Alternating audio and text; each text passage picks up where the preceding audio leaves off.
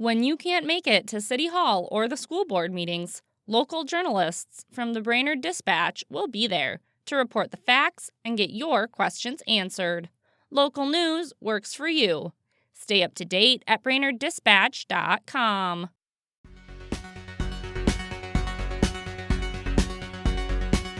Good morning, Brainerd Lakes area. It's Thursday, September 4th. I'm Teresa Burke with your Brainerd Dispatch Minute, the weekday podcast of the Brainerd Dispatch, brought to you by Rayboyne & Francis Law Firm and Riverwood Healthcare Center, catching you up on the news of the Brainerd Lakes area. Here are today's top local headlines. But first, let's hear from one of our sponsors. When insurance companies care more about their profits than your injuries. Rayboyne Francis gets it done. 828-9211. A 20-year-old Duluth man was arrested September 2nd after failing to appear in Crow Wing County District Court on drug and weapons charges. Jacob Saburn is charged with crimes involving controlled substances and firearm possession, drug sales, and having cannabis without a tax stamp. He was first arrested in November 2024 in Deerwood, when officers observed his vehicle cross the white fog line to pass a left-turning vehicle. Saburn was due back in court on August 12th, but failed to appear. He was arrested on a warrant in St. Louis County and booked in Crow Wing County Jail this week. He is due back in court on October 23rd. Reporter Tim Spire has all the case details in today's e-edition and at BrainerdDispatch.com. The Brainerd Public Library is on track to see an increase in its funding from the city of Brainerd next year. Brainerd City Council members voted 4-3 this week to set the library's 2026 levy at a 2% increase over this year. The council has yet to approve the final budget, so numbers could still change. Some of those opposed to the increase cited an issue they had with a radio ad run last year by the Friends of the Brainerd Public Library. The ad was targeted at the county, which had not raised its library funding in at least a decade, but the wording was not specific. The council will discuss the budget further later this month and set the preliminary levy before the end of September. I've got more on the issue in today's Dispatch e-edition and online. The tribal agency that oversees the Leech Lake Band of Ojibwa's housing program is recovering from a fire that consumed the building on Monday. The building in Cass Lake is about 20 miles east of Bemidji. It serves as a hub for the Leech Lake Band of Ojibwa. The building is a total loss.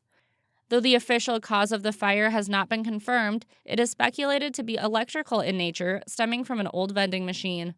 There were no injuries reported. Find the full story in today's Dispatch e-edition.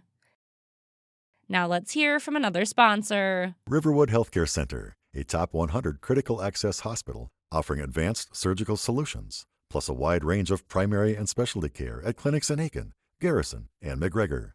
Learn more at riverwoodhealthcare.org.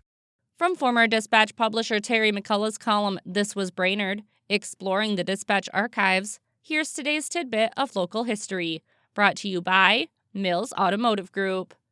80 years ago today, in 1945, the Dispatch reported that there is a hardworking burglar in Brainerd, but he's a success as burglars go. He used a screwdriver to break into the Herb Britton barber shop on South 6th Street, then pried open the cash drawer, stole $30, and left a note. I had a hard time finding it, but I got it. Thank you. For a daily dose of This Was Brainerd, visit BrainerdDispatch.com or find McCullough's column in the newspaper or e-edition. And be sure to tune in later today for Dispatch Sports Wrap with Rad and Hop. They'll have a rundown on local sports teams.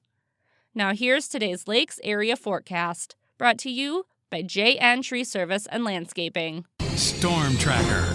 Here's the forecast for the Brainerd area. As we take you into your Thursday across Lakes Country, we'll be looking out for clouds returning after a chilly morning. Some parts of northern Minnesota dealing with some frost. Otherwise, for the day today, we'll be looking out for afternoon highs topping out in the mid-50s, with rain showers returning in the afternoon and evening hours. Those showers then continue tonight before clearing out, largely speaking, heading into your Friday, although a stray shower or two will be possible both Friday and Saturday, with temperatures once again still on the cool side in the upper 50s to low 60s as we take you into the weekend.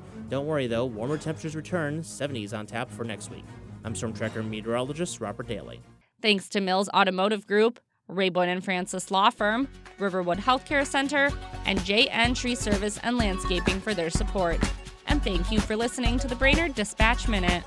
For more news throughout the day and for information on becoming a subscriber, visit BrainerdDispatch.com. Have a great day, and we'll catch you tomorrow.